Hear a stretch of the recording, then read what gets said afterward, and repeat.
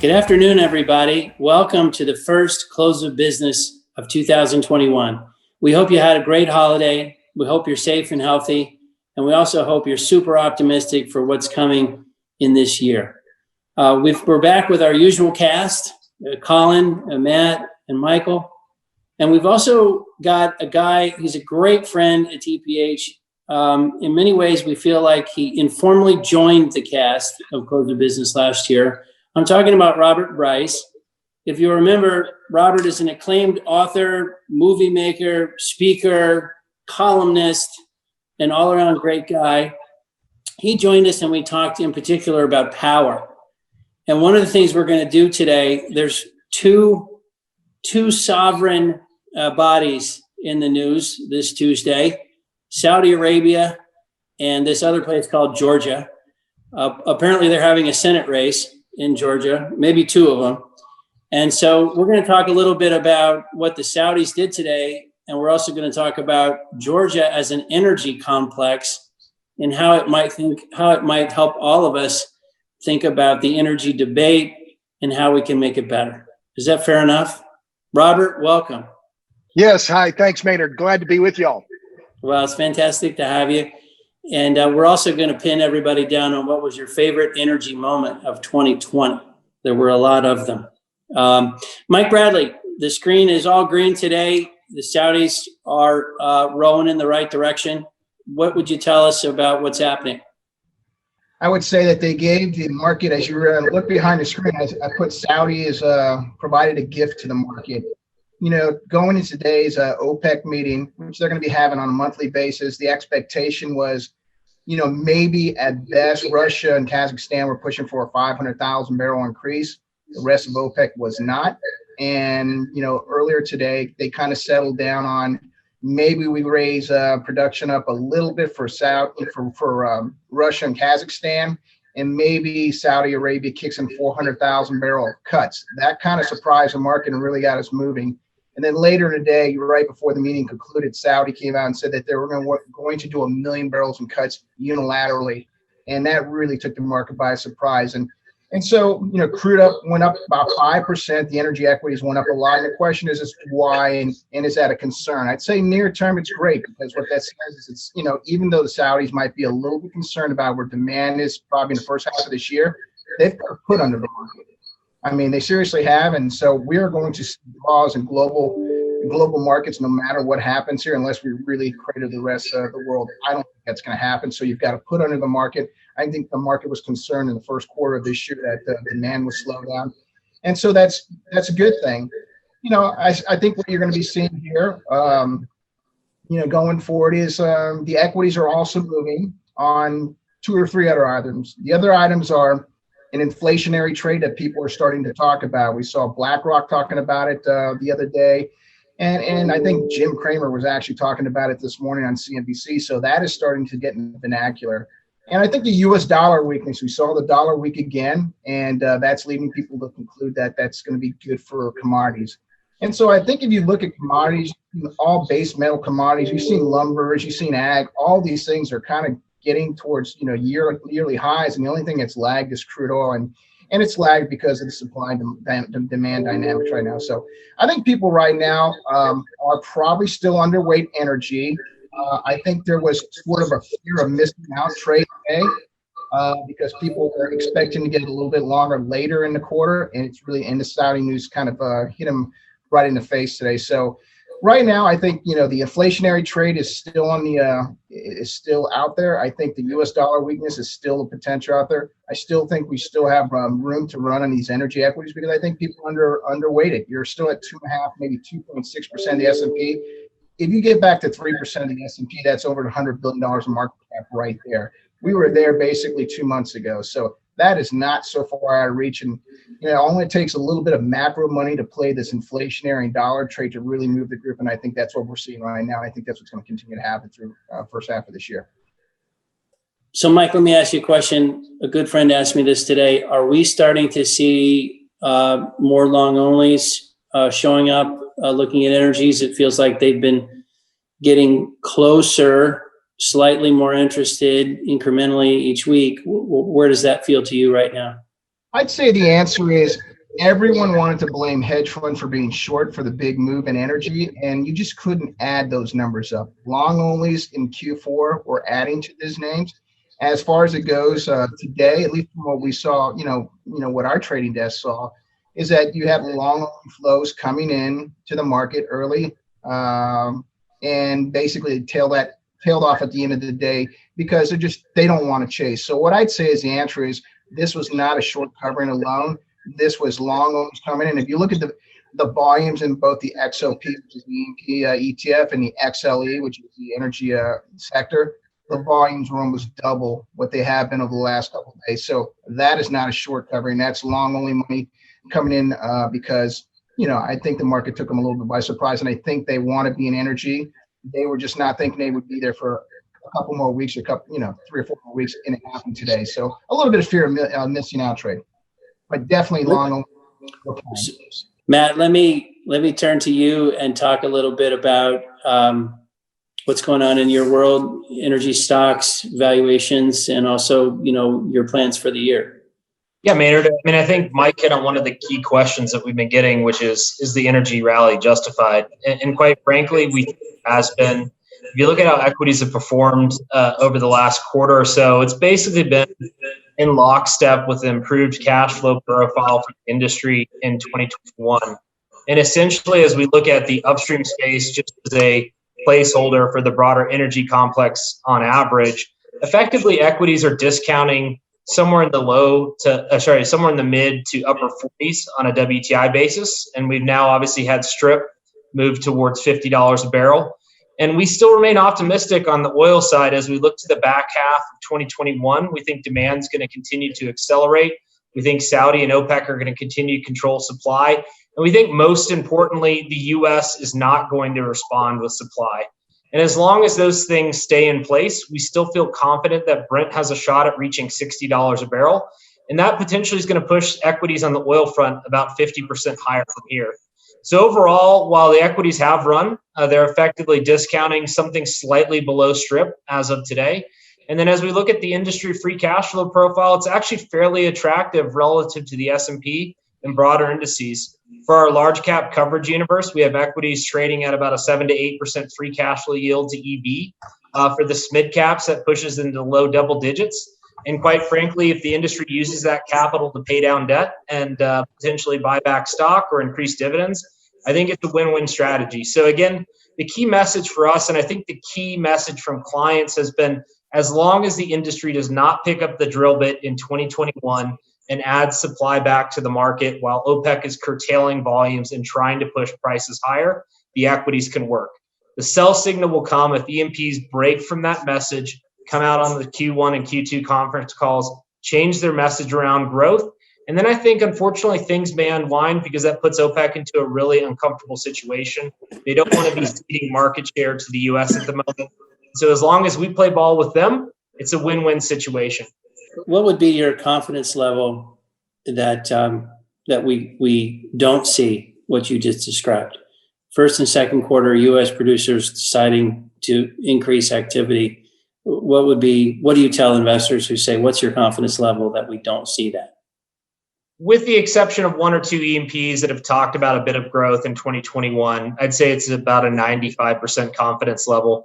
There's a lot of balance sheet repair that has to occur. The industry is very aware that from 2017 to 2019, CAGRing 1.1 million barrels a day of black oil or 1.6 million barrels a day of liquids was extremely disruptive to the global market. And they are aware that OPEC is basically artificially propping up the market by curtailing volumes. So we don't need any more supply. So I would say there's a very high degree of confidence over the next 6 months. Now, that doesn't mean the rig count isn't going to rally over the next few months. And the reason the rig count is going to rally is we have not reached a point where companies are running a maintenance capital program. So the rig count fell so dramatically during Q2 and Q3 that operators are picking up rigs. It's not something to be worried about.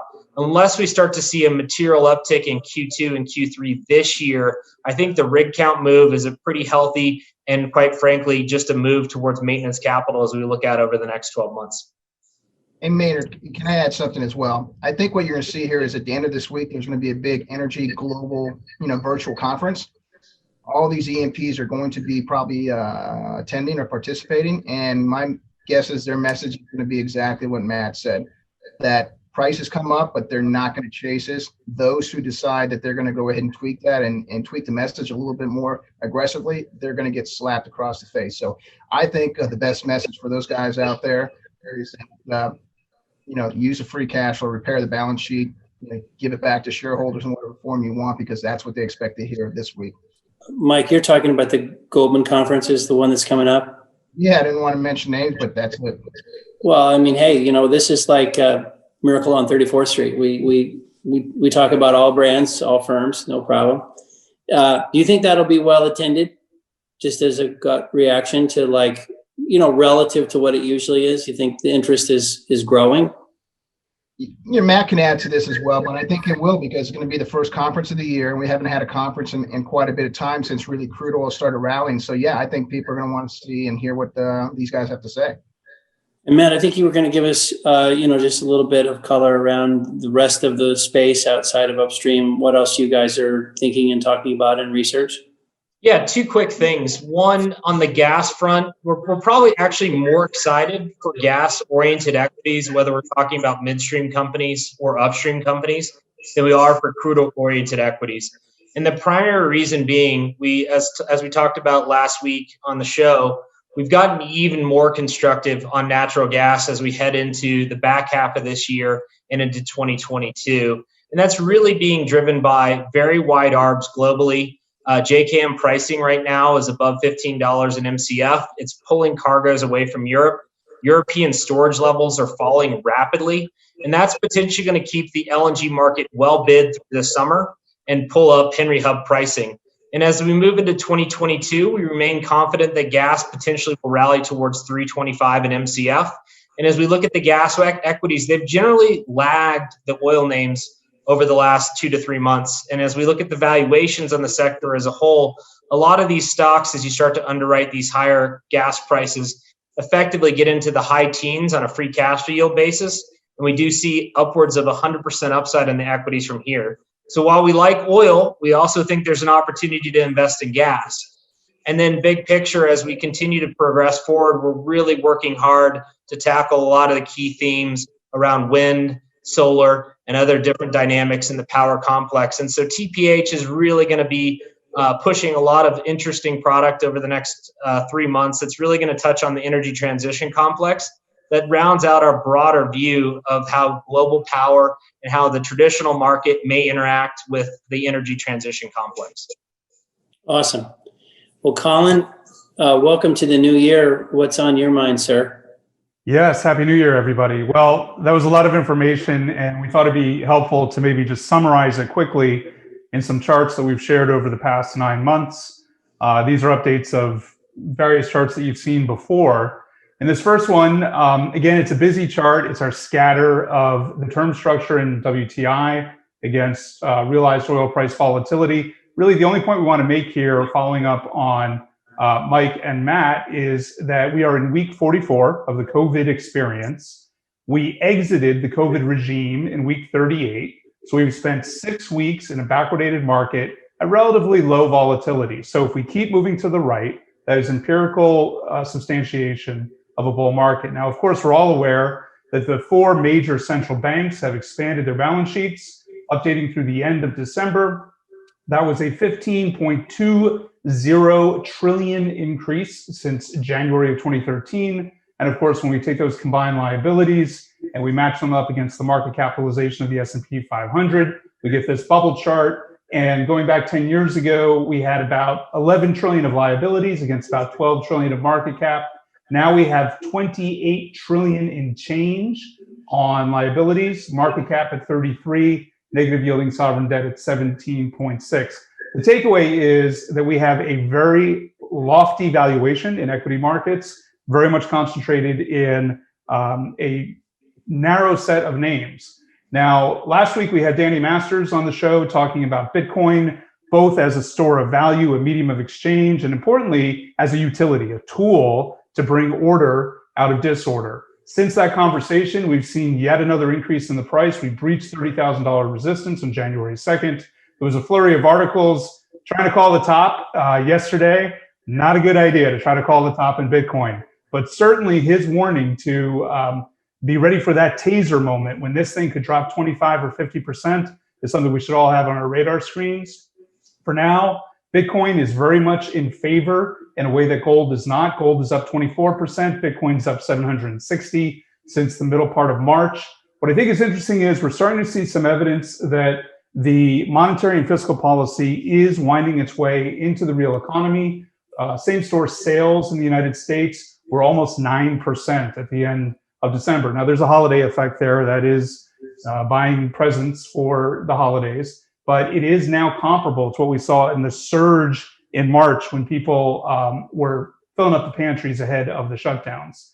Turning now to crude, this really jumped out at us. In the month of November, according to the Chinese, the United States were the 5th largest supplier of crude oil into China to the tune of 882,000 barrels per day. You can see back in March and April, that number was 0. So part of the reason why we're seeing market crudes, including TI and Brent, show some signs of strength is the dollar debasement that is really putting pressure on the US dollar, is lifting the yuan, enabling the Chinese to buy physical assets as they shed some of their US treasuries. And so there is a real question on how long that dynamic stays in place. So again, there's a lurking dollar story here. But for now, when we look at the demand side, gasoline demand in the United States is now back to 100% of normal. Some of that is stealing demand away from jet, which is at 75% of normal, particularly short haul flights. Think, Boston to New York, that kind of thing, shuttle flights. U.S. oil product demand continues to grow. We finished the year with global liquids demand down less than 5 million barrels per day. Recall Mike and I a few months ago were talking about whether one should expect 95 or 97. At the end of 2020, it was closer to 95 million barrels per day in level terms. Now, hey, Colin, just while you were on that page, does it surprise you or anyone on the call that U.S. gasoline demand is 100% of normal, just given the way we think we're still living, which is not normal? It doesn't surprise me. It's something that we've been expecting, in part because you still have people who have to go to work. And if you are afraid of going on public transportation or you don't want to be on the bus or whatever, it's logical that you would see an incremental call on gasoline-powered vehicles. And so it's 100% of normal, but it's a different mix than normal. I see. So more people riding in their cars alone, even if few of us are leaving the house. That's what it looks like. And so implicit in your question is, could you see that come out if California goes into further lockdowns? For sure. But for now, it's certainly helping give us this backwardated structure in WTI and this positive tone in the market that's feeding into the equities covered by the research team. And let me quickly just go through a couple other charts. One reason, and remember we showed this a few months ago, or I guess maybe it was 1 month ago, one reason why Saudi Arabia was incented to do what it did today and to promise to take 1 million barrels per day off the market is not because OPEC has been cheating, it's because the Russians have been cheating to the tune of 1.016 million barrels per day relative to what has been promised. That is CDU Tech's own numbers. Those are the Russians' own numbers about their own production. And so what's happening here is basically Saudi comes in, offsets the cheating by Russia, but the global market still has to deal with the fact that we have this risk that the Iranian barrels come back. We are already starting to see an increase in the Venezuelan barrels. And let's not forget that at any given price level in the future, we have 8 million barrels per day of spare capacity in OPEC and 2 million barrels per day in the United States. So 10 million barrels per day of spare capacity sitting on the side of the market. I think reasonable minds could debate whether the trigger to bring back some of that supply is 58, 60, 62. Who knows? But to ignore it would be foolhardy. And that is going to be one of the big potential roadblocks in the first quarter going into the second, if we do see some of that spare capacity come back. Now, Matt mentioned the United States has remained very well behaved for sure. It does look like maintenance CapEx is really where these rigs are going to work. This is the Baker Hughes data set. The one point I would make is it's been 20 weeks since the trough in the US oil rig count, 23 in the gas. And what we're seeing is because of this pull from China and other Asian importers, more oil is on the water. So it's in the VLCCs, which is why you're getting these larger than expected inventory draws.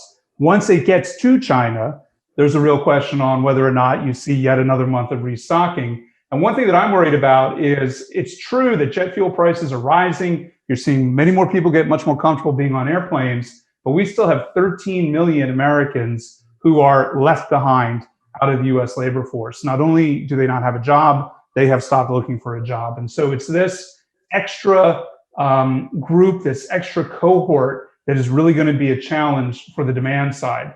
And then just to wrap up, as you all know, we've paid very close attention to COVID statistics by state, age, gender, and so on. This is a heat map that basically shows that the greatest problems reside in folks who are above the age of 65.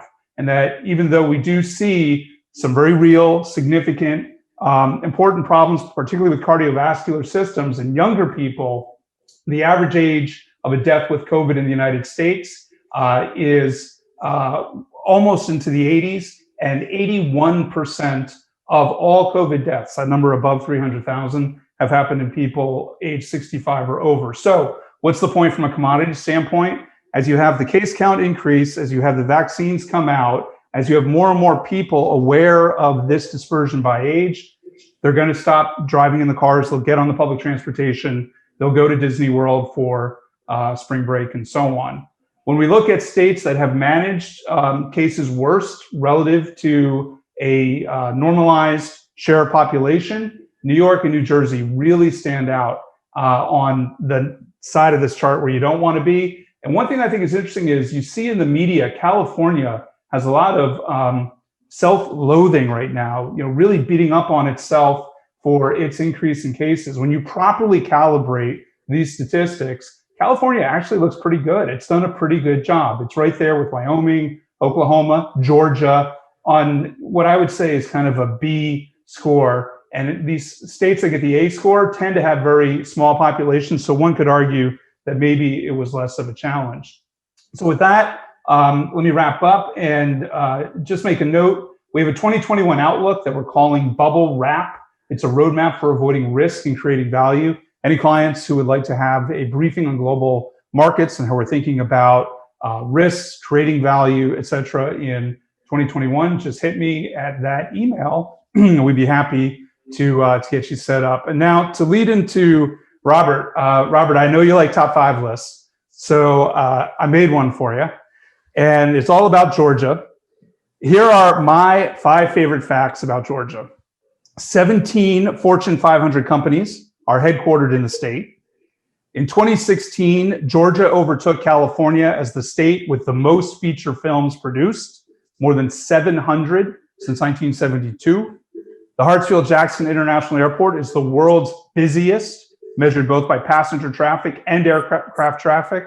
In a normal year, more than 100 million passengers, more than 650,000 tons of cargo. The Port of Savannah is the 4th largest seaport and the fastest growing container seaport in North America. And then finally, Georgia is the #1 producer of pecans in the world.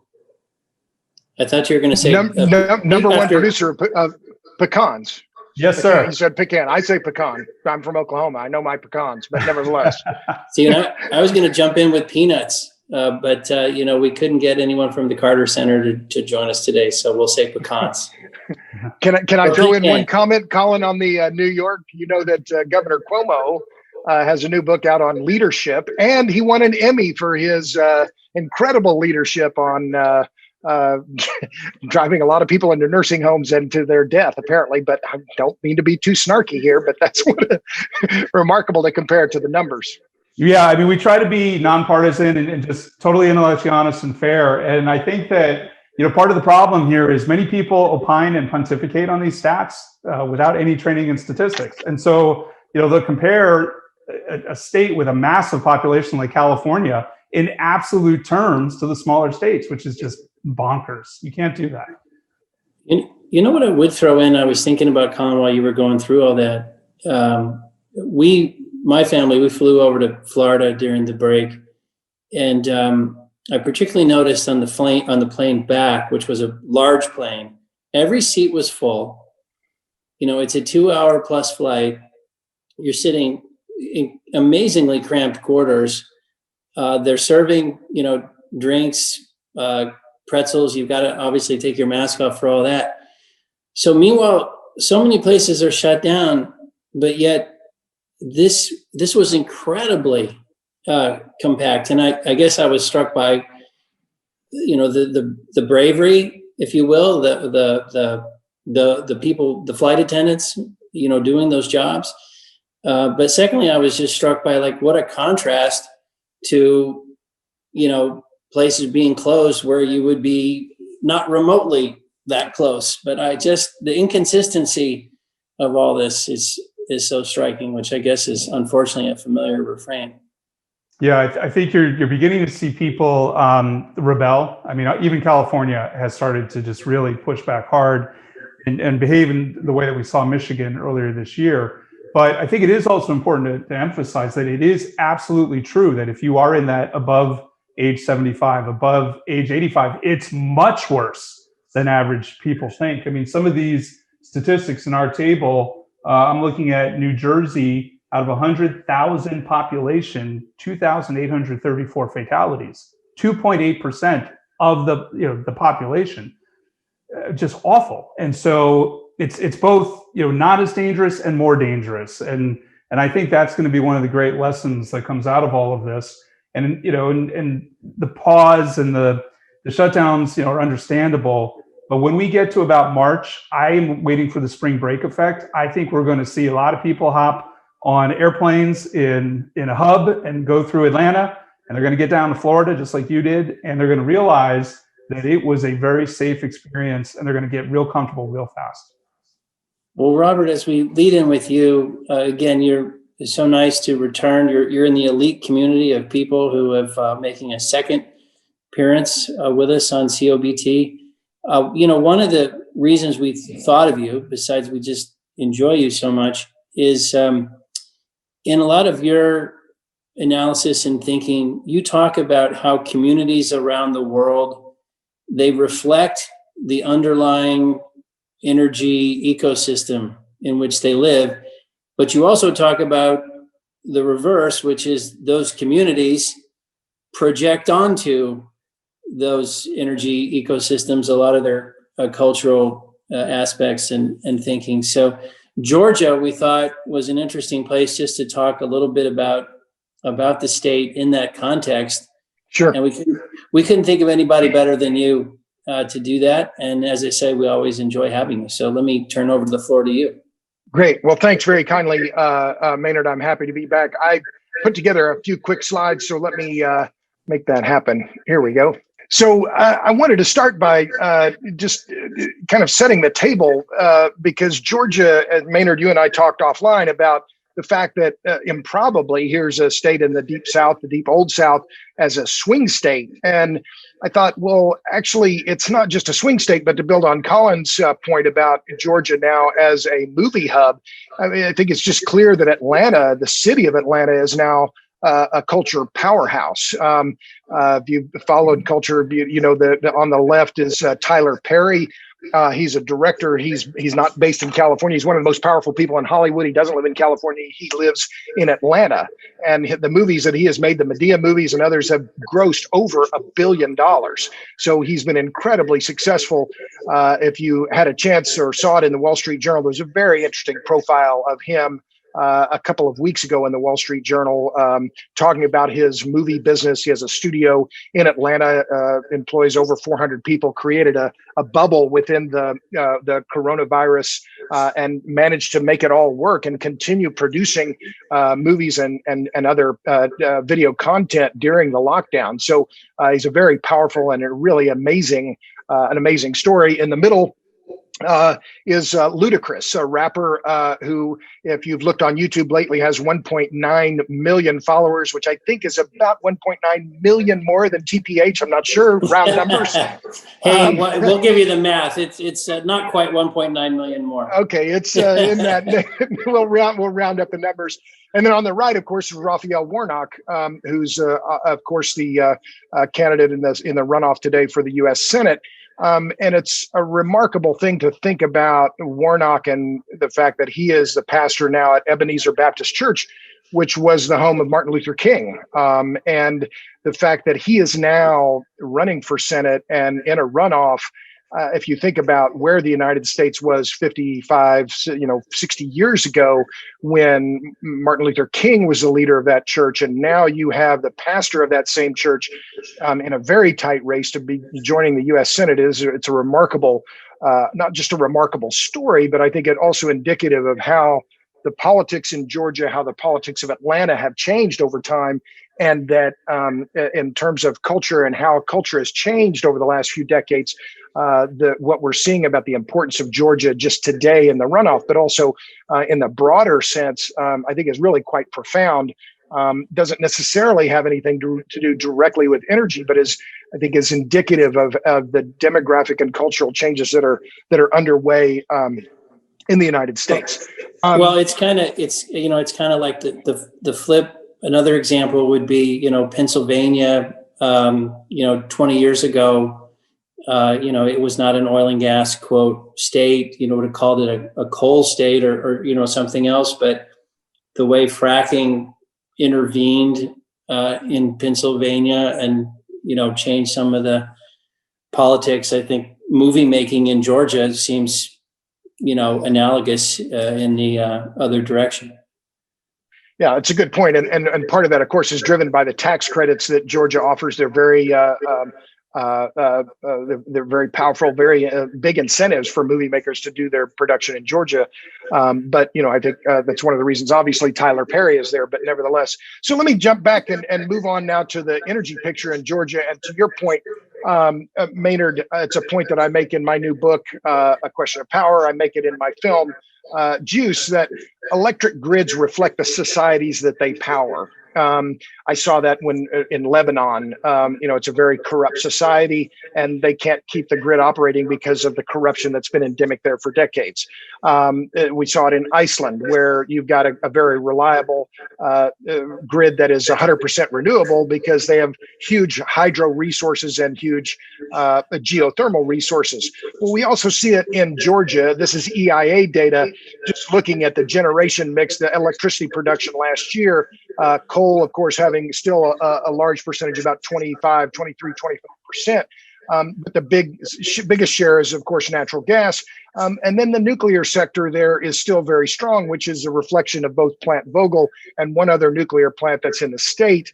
And then you have hydro and other at about 5%, and then a little bit of solar, about 2%, and then about 5%, 4 to 5% of the electricity in the state comes from wood, which is a reflection of the fact that Georgia is a big timber producing state. I think it's the third largest timber producer in America. So they use a lot of biomass to produce electricity. So, I think it was interesting for me, an exercise just to go back and look at those numbers and say, yeah, here's another example of how the electric grid provides this almost perfect reflection of the society that it powers. Because electricity, like other energy commodities, it's very much about geography and proximity to resources.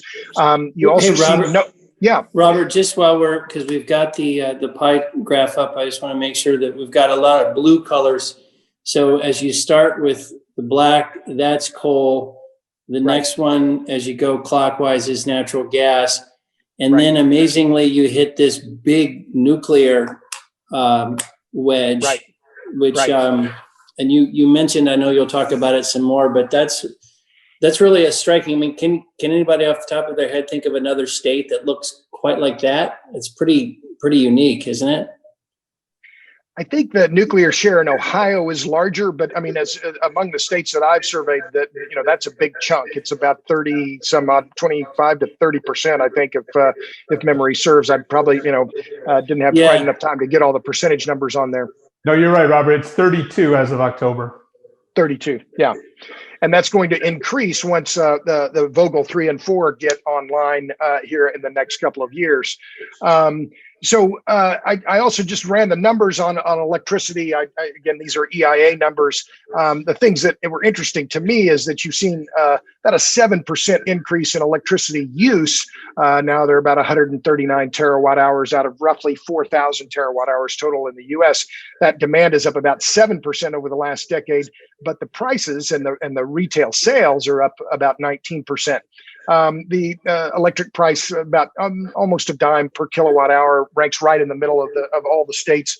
And then I just included Southern Company as a mention here in terms of market share. 63%. Southern is a very politically powerful company in Georgia, but that is also partly reflected by the fact that Georgia Power, the roots for Georgia Power go back in Atlanta to 1883, which is, of course, the year after Edison started electrifying the southern tip of Manhattan Island. So the Southern Company now figures, of course, into this slide, which is the Plant Vogtle project. If all of you have followed it, you know that Plant Vogtle is the units 3 and 4 are still under construction. When completed, it will be the first nuclear plant completed in 3 decades. Now, if you know your nuclear history, you know the Watts Bar nuclear reactor was completed over the last few years, but that project was initially started back in, I think, the 70s, and then they re-engaged and finally finished it. But Vogtle 3 and 4 were started in the last decade, and now they're about 88% complete. The 2 photos you see there on the left is the containment dome being put on Unit 1 at Plant Vogtle in about 1985. That photo came from this book. It's called Big Bets. It's a history of the Southern Company that I've had on my shelf for a long time, and that this event today spurred me to pull it off the shelf and take a look. So, you look back now 35 years ago to the construction of the first reactor at Plant Vogtle, and then on the right is the shield building roof being put on the Unit 4 reactor. The units 3 and 4 now, they're about 88% complete. They've already ordered the first fuel load for Unit 3. But I think it's going to be quite an achievement for these 2 reactors to come online. And I think it's a reflection of several things. One is that nuclear works in the southeastern U.S. Because they don't have the renewable options are poor. There's no wind resource in the southeastern U.S. Solar, despite it being fairly sunny there, doesn't work that well. There's not that much solar output in Florida or in any of the other states in the southeast. So nuclear still has been pretty attractive there. And I think it also is a reflection of the fact that Southern is a very strong company. They have a very strong balance sheet, and they were able politically, let's call it what it is, politically, to get this project, to force this project to continue when you saw in South Carolina, the state just effectively abandoned it and said, no, we're gonna walk away from this, despite the billions of dollars that had already been spent on the nuclear plants that were under construction there. So it's an important Vogtle 3 and 4 are important. They are AP1000 reactors. They'll be the first of their kind in the United States. And I think it's also important because it's an indicative of a counter trend in the United States when other nuclear reactors are closing. Exelon has announced it's going to close two of its nuclear plants in Illinois. Entergy has already closed Unit 2 at Indian Point. They'll close Unit 3 in April, which, speaking of Governor Cuomo, I think is just simply an act of political, I want to say political cowardice. I think that's partly what it is, but I think it's just mismanagement that here in New York, they have very lofty climate goals, and they're shutting down one of their most important nuclear plants, not just for carbon-free electricity, but for reliable electricity in New York City. So the fact that Southern is able to get this project near completion, I think is pretty remarkable at a time when the rest of the nuclear sector in the United States is under tremendous pressure, both politically and economically, to keep their existing reactors open, much less build new reactors. So now I know we're not in Louisiana, but I got 2 slides that you'd call a lagniappe. If you were a Cajun, I just published this data in a piece I published in Forbes just before New Year's. I looked at federal energy-related tax incentives according to the Congressional Research Service, and then just calculated them on an exajoule produced basis, right, to get an apples to apples comparison. And I think, there are a lot of reasons why nuclear plants are closing in the United States, let's be clear. But when you look at solar, and I'm pro solar, I have 8.5 kilowatts of solar on the roof of my house here in Austin. I got 3 different subsidies for putting solar on the roof of my house. But when you look at the subsidies being provided to solar, they're roughly 250 times greater than the subsidies being given to nuclear on an energy produced basis, on a per exajoule basis. Wind, it's about 160 times. So, is this a perfect analysis of federal support and state support for the different forms of energy? No, of course it isn't. And it's a very simple chart. As you can see, that the only kind of charts I can make, Colin makes all those pretty charts with all the different sections and graphs. I can't do any of that. Well, But you're our first, exajoules. Those are units we're usually dealing with. Is there any way you can quickly put this chart in units that people, 3 billion per exajoule is there's going to be a quiz at the end. Yes, Maynard. An exajoule is roughly equal to 1 trillion cubic feet of gas. It's roughly equal to a quadrillion BTUs. So I used exajoule because BP is now in the BP statistical review is doing their or publishing their numbers in exajoules. But yeah, the conversion to trillion cubic feet is almost 1-to-1. Same with quadrillion BTUs. So I normalized it all around exajoules because I wanted to have a common denominator. But regardless of what denominator you choose, BTUs or quads, or you can put it in million barrels of oil equivalent. Any denominator you choose that's energy based, it's going to be the same relationship, and that's the key. Is that solar? And the reason why I put this together was that if you recall the omnibus spending bill that was just passed. 5,593 pages, the longest bill ever passed by Congress. The ITC and the PTC extensions were added to that bill at the last moment. And so these extensions, or these tax credits were supposed to expire. And then instead of expiring and going away, they were extended yet again. The cost to the federal treasury, according to the Joint Committee on Taxation, is going to be about another $9 billion. These are the production tax credit for wind is the single most expensive energy related tax subsidy in America. And it's just continues to be extended at the expense largely of natural gas and nuclear. And I think the same is true with solar. So one more slide for the lagniappe here is this one.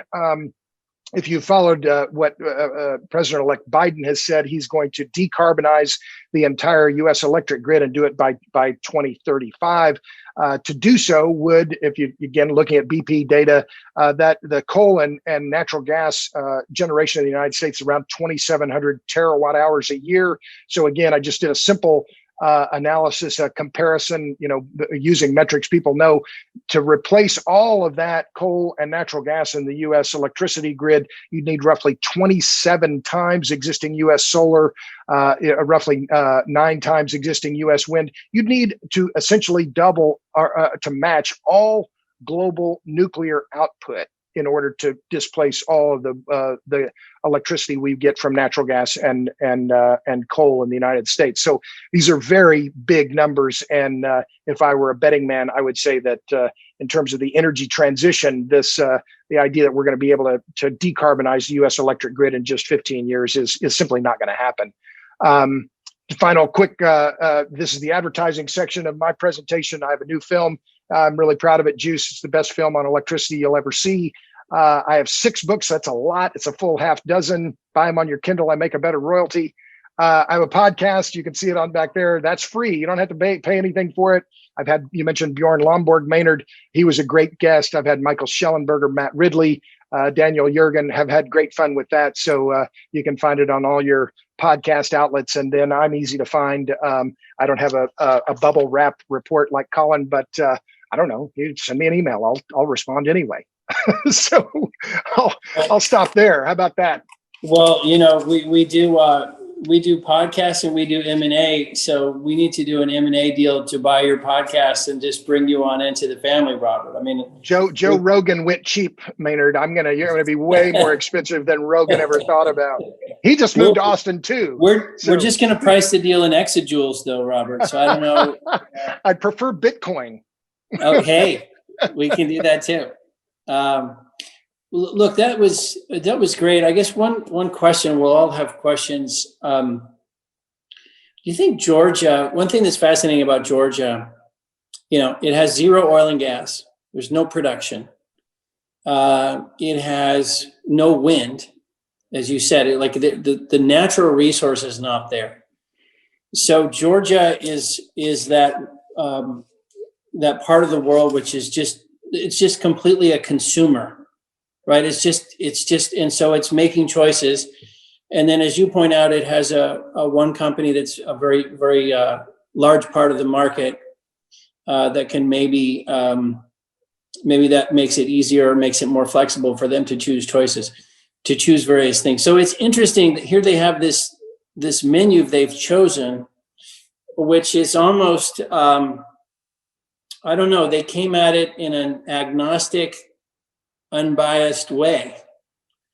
That's an interesting way to put it. They also got significant federal support. I mean, the loan guarantees for Vogtle 3 and 4 were a key part of that, I think, as well. Okay, but it's just interesting. I mean, this is the part of the world that there's two things about it: is A, their choices are interesting and different than a lot of other states, and B, this is the community, this is the consuming community, and this is the community that at some level we're all trying to educate and help them understand their choices around costs and the environment and how it affects industry. So in a certain sense, Georgia is an incredibly important energy state because it tells us how America is thinking. The consuming part of America is thinking. But let me turn it back to you and see what your thoughts are. Well, that's an interesting way to approach it, Maynard. I think it, again, going back to why Vogtle 3 and 4 were able to succeed in Georgia, I think it is in large part a testament to the size of Southern Company's balance sheet.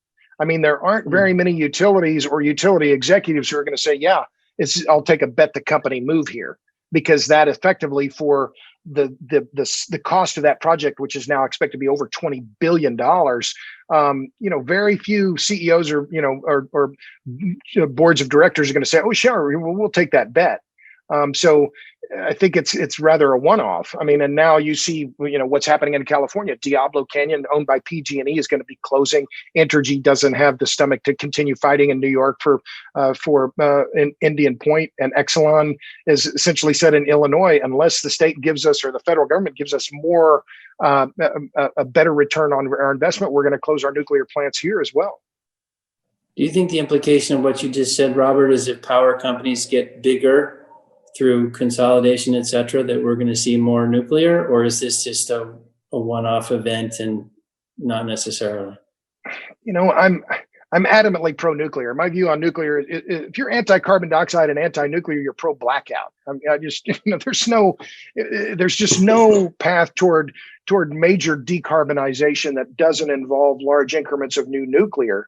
And we have some promising new nuclear technologies coming along. On the podcast, I've interviewed a lot of pro-nuclear people. I've interviewed one of the co-founders of Oklo, one of the micro-reactor companies. But the problem is they're still years, even decades away from deployment at scale, which is the gigawatt and terawatt scale, which is what we need. And unfortunately, there's nothing that's going to happen there that's quick. And and particularly remember that almost all of the nuclear capacity in the U.S. was built at a time when electricity demand in the U.S. was rising, and electric demand in the U.S. has been flat for 15 years.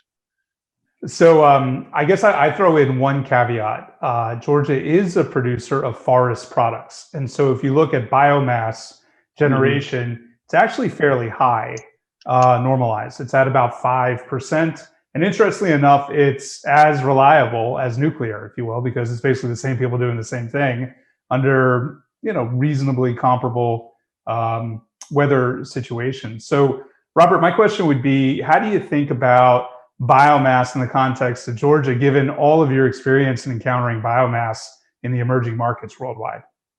Well, it's interesting you say that, because as you were saying, I was thinking, well, I don't know this for a fact, but I'm going to conjecture that almost all of the wood that they're burning is waste wood from the sawmills, right? That they're not growing trees just to toss them into the generation station.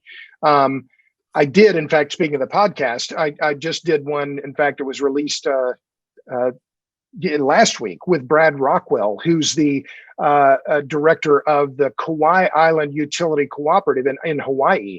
And they use biomass there and do it very successfully. And they grow all of their biomass just to put into the generator, right? So there's one other, and it works there, right? And Kauai Island has a very high renewable penetration, almost all solar, run of stream hydro and biomass, no wind, because of all the endemic bird and bat species. But it's a unique grid and a unique island. All island grids are unique, but theirs is remarkable in their renewable penetration, and that's largely due to the biomass. But anywhere else, I just think biomass for electricity production or motor fuel production is a loser. It's just, photosynthesis is great, but it's a terrible way to produce energy at scale. Robert, one thing you said that I think might surprise some people is that, you tend to think Georgia, southern state, lots of sun, twice that for Florida, that these would be big solar places, but they're not. Do you want to elaborate on that? Well, it's interesting. Yeah, I was talking to a co-op manager. I'm trying to remember what his position is, but he runs a fairly large utility in Central Florida. And he said, yeah, it's sunny here, but it's also cloudy a lot. And so the solar resource is good, but it's quite intermittent. So it's not Arizona. It's not South Texas. It's not, the Chihuahuan Desert where I was last week when it snowed so hard. So, but yeah, I mean, those solar resources are pretty good, but they're not the best in the United States by any stretch of the imagination. Well, we could probably do a whole show on why you were in the Chihuahuan Desert in the snow, but we might have to circle back to that later. It was cold. I was in Big Bend. It was beautiful after it snowed, but it was mighty chilly.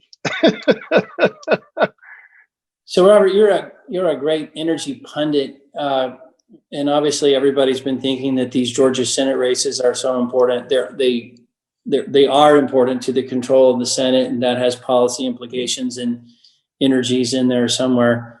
As you look at the year that's coming, and you mentioned President-elect Biden's energy plan, and there's lots of things to think about. What's on your radar that you're watching for, thinking about, wondering if this or that happens? Like I think radar is the best way to describe it. Sure. What are you thinking Well, about? I think the big question, and one that I've thought about a lot in the last, few weeks is Biden it's one thing to be a candidate and say, oh, I'm going to put in all these wind turbines, I'm going to decarbonize the grid and do all of these things. It's another thing to govern. And is he going to be, as I think you could look back at Obama and say, well, he was, he badmouthed the oil and gas industry perhaps more than any president in recent American history, but benefited more from it than any other president in recent American history, right? The Clean Power Plan would have never worked without the shale revolution because of all the cheap gas that came into the market. So that's a long way of getting to my point, which is my expectation is that Biden is going to, once he gets into office, is going to be more pragmatic and not push especially hard on natural gas, because any move that is going to increase the price of natural gas is going to have an immediate effect on electricity markets, because the U.S. The U.S. grid is now so heavily dependent on natural gas. So that's the question. I don't know if I have a prediction, but the question I have is, Biden has picked a lot of people who are real, climate hawks, but is he going to allow? How active is he going to let them actually be versus how active will he let them talk? I guess is the, what's the rhetoric and what's going to be the reality of any legislation or executive orders. Mike, let me just ask you, because we certainly for a long time, it was hanging in the markets that what was going to happen in Georgia was so important to the markets. And I don't mean to minimize that, or it's not but is that died down? I mean, in your world, in the energy investor world, is there a lot of chatter and focus about what's happening in Georgia and how important it is? I think it's lost a little bit of its luster here over the last couple of days, but I think it has probably more important for the clean energy as opposed to the oil industry, because I think most people are already pretty negative in energy in general. I think it's very, very positive on clean energy. Seeing a lot of those equities, a lot of those ETFs gone up substantially over the last 3, 4, 5, 6 weeks. And I think near term, those might, see some resistance if we see a split, or even the Republican Georgia. A lot of those programs will have to be more balanced. You're not going to be able to ram through a huge program. So, yeah, I'd say that, I think it's more a risk for the market than I do think it's for the energy sector, because the energy sector over the last, 6 months has really dialed in, everyone really going after them. And just in the last couple months, I mean, I think the energy has rallied not because of Biden or the fear of Biden, but I just think the potential of the supply and demand situation has got much better. So, yeah, long way of saying, I think there'll be a little bit of hit, but I think it's probably a bigger issue. If Democrats win the House, those seats, it's going to be probably really bullish for the clean energy stocks. If they don't, then you're probably going to see it a little worse for them, at least temporarily. Interesting. Maybe we all just have election fatigue, regardless of the implications. I'm teasing. Well, Robert, I think one thing we thought we would do as we wrap up today is just talk about favorite energy moments of 2020 or moment. And, sure. And so, look, I'm happy to go first.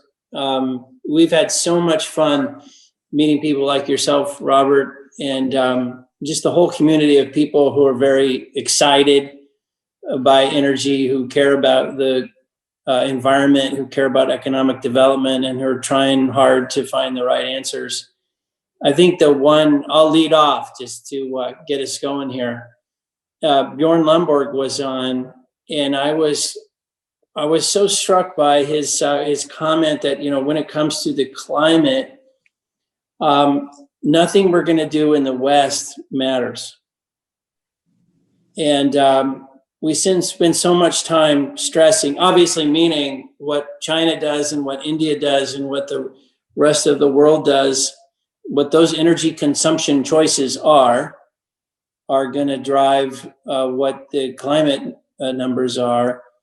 I just thought that was huge, because I just don't think that your average person has that impression. And we spend a lot of time stressing about what we're doing in the West and not enough time focusing on what those choices are going to be in those other places. But so that was mine. I'm leading by example. You can't ask a question you're not willing to answer yourself. So let me go to you, Robert, and see what yours is. Well, I think Lomborg makes a good point, and his book False Alarm, I think, is really quite remarkable, and his basic argument is fundamentally sound, which is we can spend a lot. And just a quick point: $4.5 trillion is what Wood Mac estimates decarbonizing the U.S. grid would cost, and Lomborg is saying, that's a lot of potential capital that's foregone then for other things that would be better spent on mitigation or other things. But nevertheless, so two things, and they're completely self-referential and maybe self-promotional. My book, Power Hungry, or A Question of Power, came out in March when the stock market was crashing and the lockdown started. My film, Juice, came out in June when there was rioting in the streets. So, fair warning, the next time I publish anything, buy canned goods and firearms, because the end is near.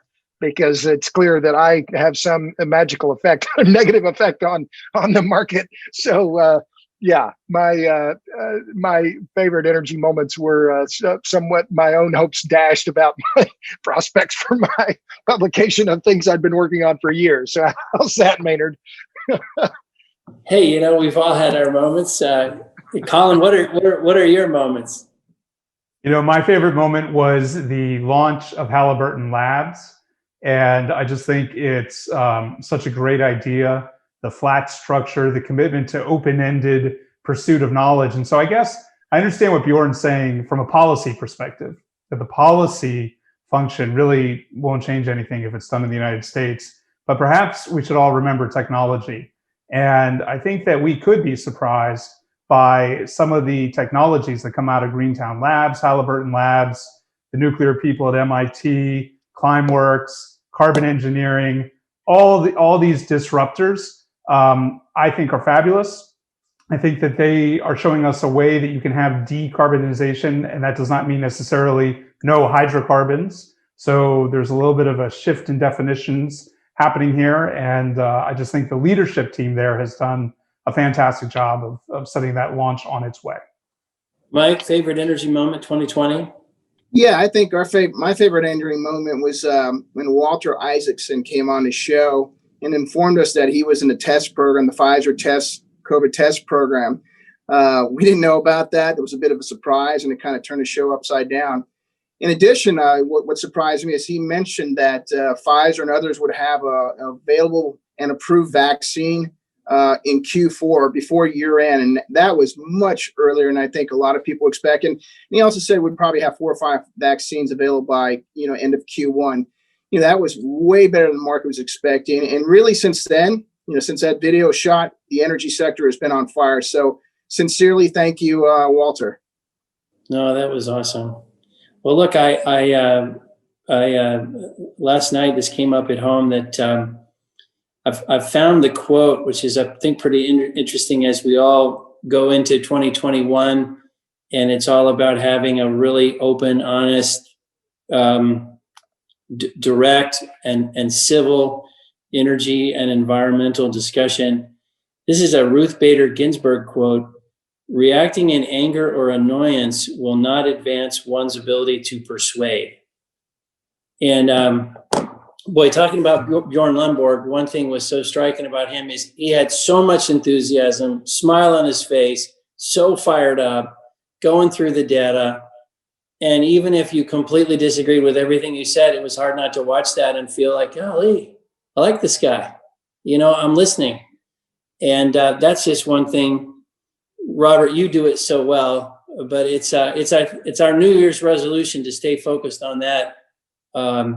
Here at TPH is how to have a good, open, honest, pleasant, interesting, informative debate that includes more people rather than keeps them angry or gets them annoyed or keeps them in their silos where they don't talk to each other. Colin, I'm looking at you. This is kind of a spiritual moment. This is one of your hot buttons. Anything to add? I think you put it perfectly. Well, look, Robert, we can't thank you enough. We do have your office ready, and keep up the great work. And we look forward to it. We know you're doing some work around the affordability of electricity in various places. And I think that's going to be really fascinating. So whenever you're ready, please come back and join us, and let's talk about that. Happy to do it, Maynard. Thanks a lot for inviting me. Happy to come back again. It's the first time I've ever been invited back anywhere. I don't know what. We appreciate you, brother. Keep up the great work. All right. Thanks, y'all. Bye, everybody.